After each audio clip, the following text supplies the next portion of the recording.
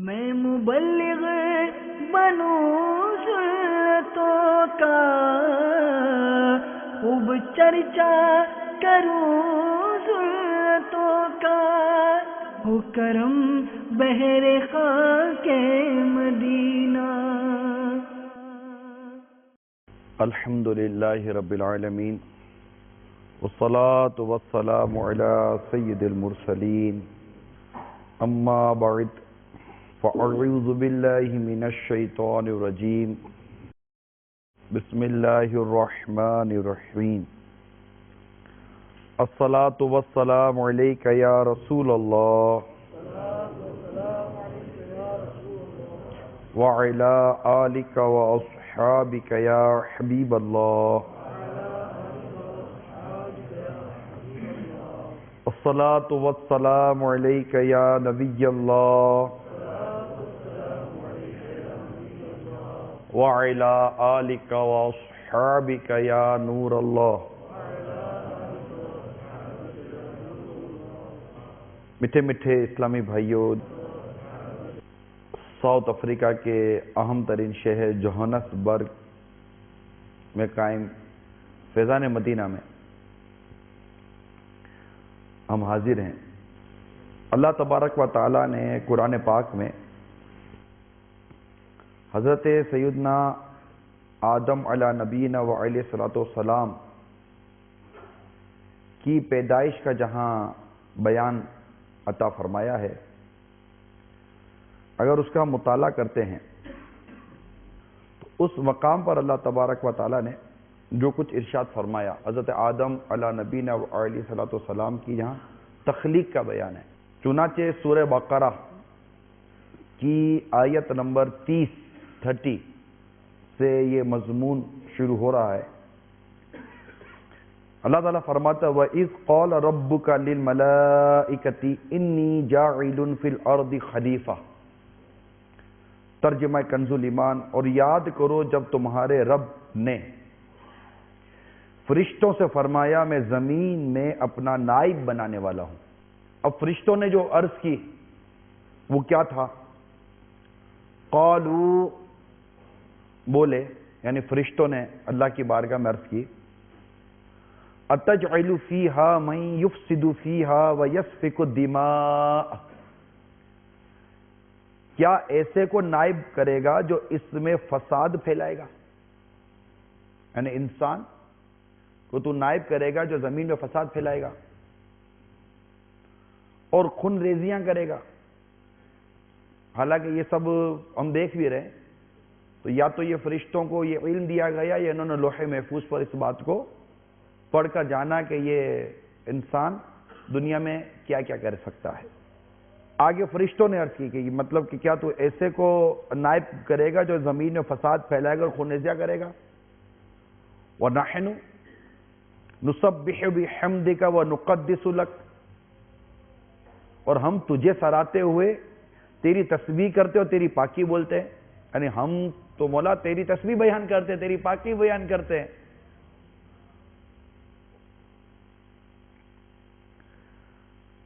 تو اللہ تبارک و تعالیٰ نے ارشاد فرمایا قال انی اعلم ما لا تعلمون، کیا ارشاد فرمایا؟ اللہ نے فرمایا مجھے معلوم ہے جو تم نہیں جانتے۔ اور اللہ تعالیٰ نے آدم کو تمام اشیاء کے نام سکھائے، تمام اشیاء کے نام سکھائے، سب اشیاء کو ملائکہ پر پیش کیا، فرشتوں پر پیش کیا، اور پیش کر کے فرمایا سچے ہو تو ان کے نام تو بتاؤ۔ جب فرشتوں پر تمام اشیاء پیش کی گئی، ان کے نام پوچھے گئے، تو فرشتوں نے جواب کیا عرض کی رب کریم کی بارگاہ میں؟ قالوا سبحانک لا علم لنا الا ما علمتنا انک انت العلیم الحکیم،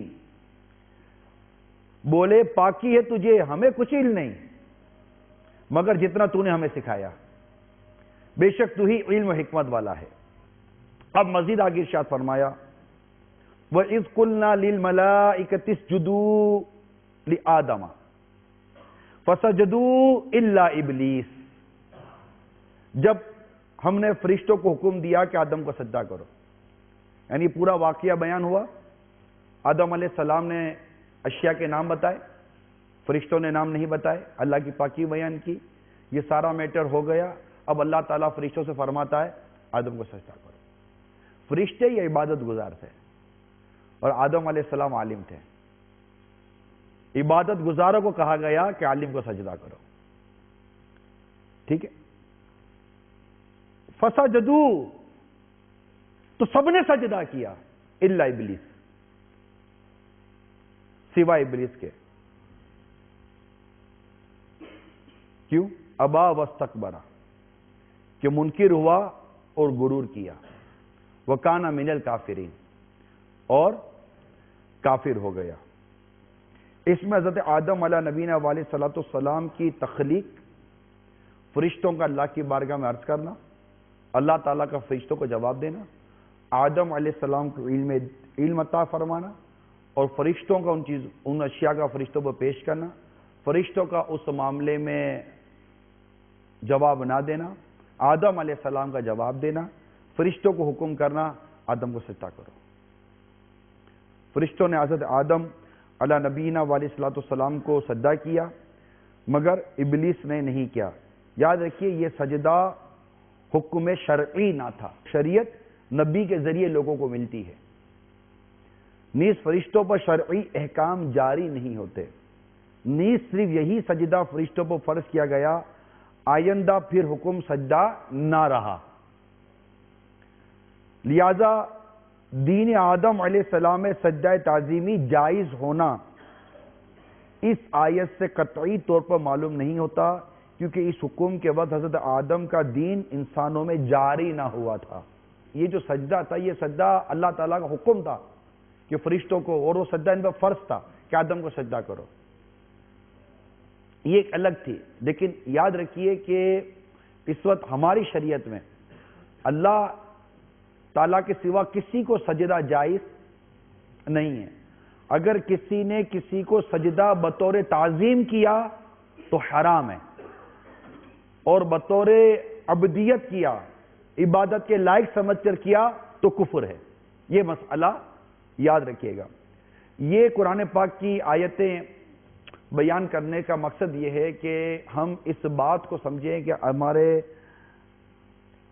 حضرت آدم علیہ نبینا علیہ السلام کی جو تخلیق ہوئی، اس تخلیق میں ایک اہم ترین جو بات سامنے آئی وہ تھی اللہ تعالیٰ نے حضرت آدم علیہ نبینا علیہ السلام کو جن چیزوں پر فضیلت دی، جو ان کی فضیلت کے اسباب بیان ہوئے ہیں، ان میں ایک اہم ترین سبب جو قرآن کی آیت سے ہمیں سمجھا وہ علم ہے، اور یہ ہم سب کی فضیلت کا سبب بن سکتا ہے اگر ہمیں علم ہو۔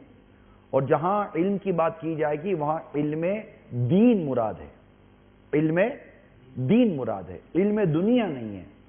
یعنی کسی کو اگر ڈاکٹریٹ کی ساری کتابیں پڑھنے آ گئی، کوئی ایم بی اے کر گیا، کوئی اکاؤنٹیبلٹی میں ماسٹرز کر گیا، یا کوئی کسی طرح کا بھی علم سیکھ گیا، وہ علم اس کی فضیلت نہیں ہے، وہ علم اس کی ضرورت تھی، جس کو اگر اسے جائز طریقے سے سیکھا تو سیکھا، لیکن وہ علم جو مقصد ہے ہمارا وہ علم دین ہے۔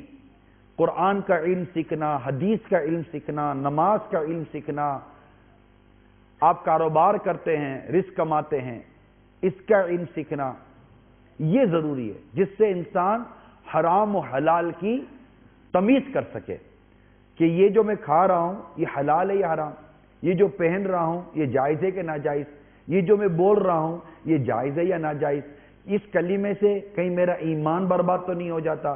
اسی طرح اللہ تعالیٰ کی وحدانیت پر ایمان لانا، اللہ تبارک و تعالیٰ کے متعلق علم حاصل کرنا جتنا کہ ضروری ہے کہ انسان اپنے آپ کو ایمان اور کفر کے درمیان فرق تو کر سکے۔ جیسے آپ نے بعض کو دیکھا ہوگا، یار وہ اوپر بیٹھا ہے نا، بس وہ کب کرم کرے گا نا تو بات بن جائے گی، معاذ اللہ، میں صرف سمجھانے کے لیے عرض کر رہا ہوں۔ اب یہ کیا، یہ عموماً نارمل سی ڈسکشن ہے، یا وہ جو اوپر بیٹھا ہے نا وہ کرم، یعنی اس کی مراد رب کریم ہے کہ اللہ تعالیٰ کرم فرمائے گا تو میرا کام بن جائے گا۔ یہ تو درست ہے کہ اللہ تعالیٰ کرم فرمائے گا تو میرا کام بن جائے گا، مگر اسے جملہ کیا کہا کہ یار وہ جو اوپر بیٹھا ہے نا، پھر اوپر بھی دیکھیں گے، پھر کہ یار وہ جو اوپر بیٹھا ہے نا، یہ جب کرم کرے گا نا وہ کام بن جائے گا۔ اب یہ جو اوپر بیٹھا ہے، اللہ تعالیٰ جسم سے پاک ہے، اللہ تعالیٰ مکان سے پاک ہے، اللہ تعالیٰ سمت سے پاک ہے۔ اللہ کی طرف سمت نہیں کر سکتے کہ اللہ اس طرف ہے۔ اللہ نور السماوات والارض، اللہ تو زمین و آسمان کا نور ہے، اللہ تو ہماری شیرک سے زیادہ قریب ہے۔ تو اب یہ کہنا کہ وہ جو اوپر بیٹھا ہے، تو ایک تو سمت ظاہر کی کہ اللہ تعالیٰ جیسے کہ اوپر ہے، یا یہ کہ اللہ تعالیٰ جسم والا کے بیٹھا ہے۔ آپ بات سمجھ رہے ہیں؟ اب اس سے ایمان پر کس قدر انسان کی فرق پڑتا ہے، اس سے اندازہ لگا کہ اللہ تعالیٰ کے لیے اگر وہ سمت جانتا ہے، اللہ کے لیے وہ مکان جانتا ہے، اللہ کے لیے وہ جسم کا عقیدہ رکھتا ہے، تو اس کا تو ایمان ہی برباد ہو سکتا ہے، بلکہ ایمان برباد ہو جائے گا۔ تو اب اللہ تعالیٰ کے لیے کیسا ایمان ہونا چاہیے اور کن کن باتوں کی معلومات ہونی چاہیے، رسول اللہ صلی اللہ تعالیٰ علیہ وآلہ وسلم اور دیگر انبیاء کرام کے لیے ہمارا کیا عقیدہ ہونا چاہیے۔ تو اب ایک شخص نے تقریر کے دوران کیا کہا، سنو، مطلب اس کا ایک انداز ہوگا نا، میں نے بھی یہ سنا ہے، سنو، اگر تم نے ہمارے نبی پاک صلی اللہ تعالی وسلم کی شان میں گستاخی بند نہیں کی تو بتاؤ اگر میں حضرت عیسیٰ علیہ السلام کی شان میں گستاخی کروں تو؟ یہ کہہ کر وہ نکل گئے۔ لیکن اس کو شاید یہ پتا نہیں تھا کہ انہوں نے تو ہمارے نبی پر ایمان نہیں لائے، مگر ہم حضرت عیسیٰ علیہ السلام پر ایمان لائے ہیں۔ ہم اللہ تعالیٰ کے کسی نبی کی شان میں ادنا سے بھی گستاخی نہیں کریں گے، ہم تمام نبی پر ایمان لاتے ہیں۔ اب وہ زبان کی روانی کہیں، جذبات کہیں، یا علم دین کی کمی کہیں، یا جہالیت کہیں، جو بھی اس کو نام دیں، وہ حضرت عیسیٰ علیہ السلام کے لیے کوئی نازیبا کلمہ کہہ تو گیا نا۔ ہم تو حضرت آدم علیہ السلام سے لے کر میرے آقا صلی اللہ تعالی علیہ وسلم تک تمام نبیوں پر، تمام رسولوں پر ایمان لائیں۔ ہر نبی کی تعظیم، ہر نبی کی عزت، ہر نبی کی عصمت، ہر نبی کا مقام اور مرتبے پر ہم ایمان لائیں۔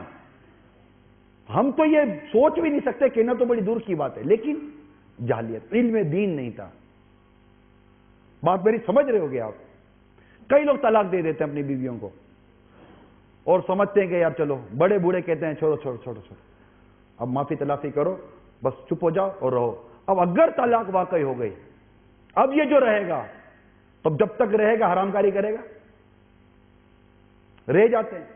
اسی طرح بعض اور بھی معاملات ہیں، اسپیشلی اوورسیز کے اندر، ویزا کلیکشن کے لیے، پیپر ورک کے لیے، واٹ ایور، سوری ٹو سے، اوکے، بزنس کے لیے، ایگریمنٹ کے لیے۔ اب آپ کو کوئی دکان لینی ہے، دکان لینے کے لیے آپ نے کوئی ایگریمنٹ کرنا ہے، تو ایگریمنٹ آپ کر رہے ہیں، تو آپ کو پتہ ہے یہ ایگریمنٹ لیگلی تو ہو سکتا ہے یہ proper who, as per law and order African government, okay, but کیا آپ نے اس کو چیک کیا کہ یہ ایگریمنٹ جس کو میں سائن کر رہا ہوں، یہ agreement due to Islam, as per Islam rules اور ریگولیشن، یہ ایگریمنٹ میرے سائن کرنے جیسا ہے یا نہیں ہے؟ اس کی ہر کنڈیشن اسلام اور شریعت کے مطابق ہے؟ ہم نے یہ جانا نہیں۔ میں جو دکان پر مال لے رہا ہوں، میں نے امپورٹ کیا مال، کیا وہ مال امپورٹ کر کے جو میں اپنی دکان پہ لایا ہوں، امپورٹ کا جو میں نے کانٹریکٹ سائن کیا، امپورٹ کا جو میں نے راستہ اختیار کیا، ٹرانسپورٹیشن کا جو میں نے راستہ اختیار کیا، شاپ پر جو میں مال لایا، شاپ پر مال لا کر جو میں نے آگے بیچا، ایون کہ مال میرے ہاتھ میں نہیں تھا، میں نے آگے بیچ دیا، اس نے اس کے آگے بیچ دیا، یہ جو کچھ میں کر رہا ہوں، یہ جو کچھ میں کر رہا ہوں، آیا اسلام اور شریعت مجھے اس کی اجازت دیتی ہے نہیں دیتی؟ میں یہ جو بیچ رہا ہوں، میں جانتا ہوں کہ یہ میڈ ان کون سا اور میں بیچ کون سا رہا ہوں۔ اب یہ تو وہ بات ہے جو سب جانتے ہیں کہ یہ جائز ہے کہ ناجائز ہے۔ یعنی بعض لوگ موٹی موٹی باتیں بڑی پوچھنے کے لیے آتے ہیں، یار مولانا یہ بتاؤ یہ جائز ہے ناجائز ہے، حالانکہ اس سے ایسی کئی باتیں جو یہ جانتا ہے کہ جائز ہے کہ ناجائز ہے۔ دھوکہ دینا، جھوٹ بولنا، وعدہ خلافی کرنا، بددیانتی کرنا، رشوتیں دینا، سود خوری میں پڑ جانا، نہ جانے 10 قسم کے میٹر ہیں، جانتا ہے کہ ناجائز ہے اور حرام ہے، جہنم میں لے جانے کا کام ہے، اس پہ پڑا رہے گا، وہ نہیں چھوڑے گا، موٹی موٹی باتیں پوچھنے کے لیے آ جائے گا۔ ٹھیک ہے یار آپ آؤ تو صحیح، لیکن عرض کرنے کا مقصد یہ ہے کہ بزنس ہو، گھر ہو، آپ گھر لینے کے لیے جا رہے ہیں، کرایہ کا گھر لے رہے ہیں یا اونرشپ لے رہے ہیں، آپ پوچھ تو لیں کہ میں یہ گھر لینے جا رہا ہوں، یہ کانٹریکٹ ہے، یہ ایگریمنٹ ہے، میں جس سے لے رہا ہوں یہ نان مسلم ہے، مجھے یہ لکھ کر دے رہا ہے، ایم آئی رائٹ اور رانگ؟ مطلب یہ کوشچن ہے نا، ایم آئی رائٹ اور رانگ؟ میں بزنس کرنے جا رہا ہوں، میں نے یہ بزنس کا سارا طریقہ اختیار کیا ہے، ایم آئی رائٹ اور رانگ؟ میں زکوٰۃ دینے جا رہا ہوں، میں نے کیلکولیشن یہ کر لی ہے، ایم آئی رائٹ اور رانگ؟ میں حج کرنے جا رہا ہوں، میں نے یہ طریقے سوچا کہ میں اس طرح حج کروں گا، please explain me, am I right اور رانگ؟ میں صحیح ہوں یا غلط ہوں؟ میں شادی کرنے جا رہا ہوں، میں اسی طرح شادی کرنے جا رہا ہوں، میرا پورا جو میرج شیڈول ہے وہ یہ ہے، پلیز ایکسپلین می مفتی صاحب، ایم آئی رائٹ اور رانگ؟ میں مسجد میں نماز پڑھنے کے لیے جا رہا ہوں، میں اللہ اوپر کہہ کر قبلہ رو کر نماز پڑھنے کی کوشش کر رہا ہوں، میرا نماز پڑھنے کا طریقہ یہ ہے، مفتی صاحب please explain me, am I right اور رانگ؟ میں صحیح ہوں یا غلط ہوں؟ میں جو روزہ رکھ رہا ہوں، میں صحیح ہوں یا غلط ہوں؟ میں جو اپنی زندگی گزار رہا ہوں، میں اپنے بچوں کی جو تربیت کر رہا ہوں، میں جو شادی کر رہا ہوں، میں جو اپنا گھر چلا رہا ہوں، میرا یہ جو پورا ایک زندگی کا جو پورا ڈھانچہ ہے، پورا جو میرا لائف اسٹرکچر ہے، میں نے جو اپنی زندگی کا جو انفراسٹرکچر کھڑا کیا ہے، مفتی صاحب please explain me, am I right اور رانگ؟ اگر مفتی صاحب کہتے ہیں رانگ تو ہم اپنے آپ کو چینج کریں گے نا، اور کہتے ہیں رائٹ تو مدینہ مدینہ۔ اب مر گئے، قبر میں گئے، اب پتہ چلا کہ میں رانگ تھا، تو it's a line of no return, اب واپسی نہیں ہے، اب افسوس ہے، اور اللہ ناراض ہو، اس کے رسول اٹھ گئے اور عذاب قبر ہو گیا کہ یہ کیوں کمایا؟ ہم بولیں گے مجھے معلوم نہ تھا۔ تمہیں معلوم نہ تھا؟ قرآن پاک واضح طور پر فرما رہا ہے فَاسْأَلُوا أَهْلَ الذِّكْرِ إِن كُنتُمْ لَا تَعْلَمُونَ، اگر تم نہیں جانتے تو اس سے پوچھو جس کے پاس علم ہے۔ تو تم نے کیوں نہ پوچھا؟ تمہیں تو اس بات کا ڈر تھا نا کہ میں پوچھوں گا اور مفتی صاحب نے کہہ دیا حرام ہے تو میں کاروبار تھوڑی چھوڑ سکوں گا۔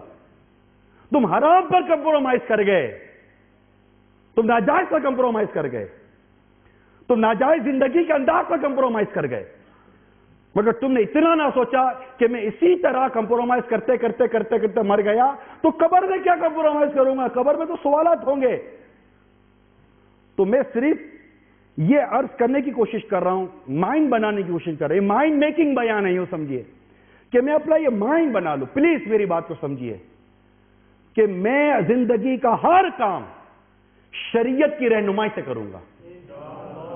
یہ جس سے کہتا ہے آدمی قسم کھا لیتا ہے، آپ کا جو بھی جاب کرتے ہیں، آپ ٹریولنگ کرتے ہیں، آپ گھر چلاتے ہیں، آپ کا چاہے وہ اس کا تعلق سوشل ایکٹیویٹیز سے ہو، ریلیجن ایکٹیویٹیز سے ہو، فائنینشل ایکٹیویٹیز سے ہو، واٹ ایور جو بھی آپ کی ایکٹیویٹیز ہیں، ایک مرتبہ اپنی تمام ایکٹیویٹیز کا پوسٹ مارٹم کروا لیجئے، اسکیننگ کروا لیجئے، شرعی اسکیننگ کروا لیجئے مفتی صاحب سے مرنے سے پہلے۔ پلیز میری یہ آپ سے مدنی التجا ہے، اور میں نہیں سمجھتا کہ میری یہ بات کسی کی سمجھ میں نہیں آئے گی کہ we are Muslim and being a Muslim due to Muslim it's our responsibility, our responsibility is that، ہماری ذمہ داری ہے کہ میں اپنی زندگی کا ہر پہلو اللہ اور اس کے رسول کا حکم کے مطابق گزاروں۔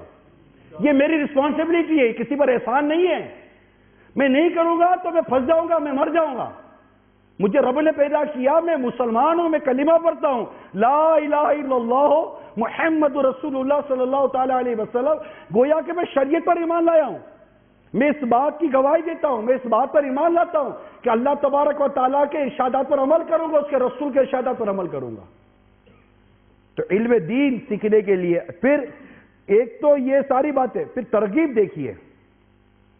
امیر المومنین حضرت مولا علی کرم اللہ تعالیٰ وجہ الکریم سے روایت ہے کہ رسول اکرم صلی اللہ تعالی علیہ وسلم نے فرمایا جو بندہ علم کی جستجو میں، یعنی علم سیکھنے کی جو طلب ہوتی ہے، جستجو ہوتی ہے، علم کی جستجو میں جو جوتے، موزے یا کپڑے پہنتا ہے تو اپنے گھر کی چوکھٹ سے نکلتے ہی اس کے گناہ معاف کر دیے جاتے ہیں۔ ایک اور حدیث سنیے، جو علم کی تلاش میں نکلتا ہے وہ واپس لوٹنے تک اللہ کی راہ میں ہوتا ہے۔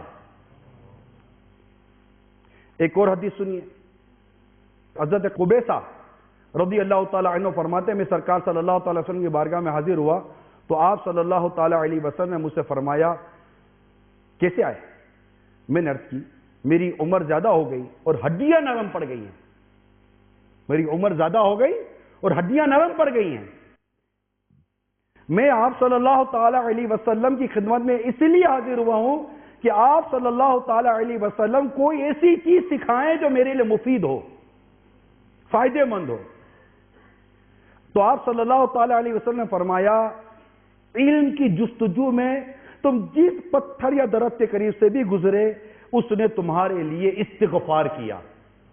یعنی آپ وہ علم دین سیکھنے کے لیے آیا تو جب چلا تو پتھر اور درخت اس شخص کے لیے استغفار کرتے ہیں، دعائیں مغفرت کرتے ہیں. یعنی ایک تو اہمیت ہے علم دین سیکھنے کی، ایک تو ضرورت ہے علم دین سیکھنے کی. اس کے بعد شریعت کا ہم پر احسان دیکھیے کہ تم یہ کام کرو تمہیں ثواب بھی اتنا ملے گا، تمہیں جنت کی بشارتیں ہیں، تمہارے لیے مغفرت کی بشارتیں ہیں، تمہارے لیے راحت و سکون کی بشارتیں ہیں. مگر لوگوں چل کے آؤ تو صحیح، تم سفر کرو تو صحیح، تم اپنی قبر و آخرت کی سوچو تو صحیح، تم جنت کے راستے پر چلو تو صحیح. کہ جو علم دین کے راستے پر چلتا ہے اللہ تعالیٰ اسے جنت کے راستے پر چلاتا ہے. چلو تو صحیح. تمہیں صبح سے لے کر رات تک ساری تکلیفیں اٹھانے کی سوچ ہے صرف کاروبار کے لیے. مگر یہ کاروبار جائز ہے کہ ناجائز؟ گھر بار کے لیے یہ چلانے کا انداز جائز ہے یا ناجائز؟ اس کی کوئی پرواہ نہیں. اب میں اپنے بیان کو اختتام پر لاتے ہوئے یہ عرض کر دوں کہ یہ جو کچھ میں کہہ رہا ہوں تو آپ کے ذہن میں کوشچن اٹھے گا کہ بھئی ٹھیک ہے اب ہمارا مائنڈ بن گیا، کریں کیا، کہاں جائیں، کس سے پوچھیں، کون بتائے گا؟ دعوت اسلامی آپ کو بتائے گی. اللہ عمل کی توفیق عطا فرمائے. آمین بجاہ نبی الامین صلی اللہ تعالی علیہ وسلم. میں مبلغ بنوں سنتوں کا، خوب چرچا کروں سنتوں کا، ہو کرم بہر خاک مدینہ.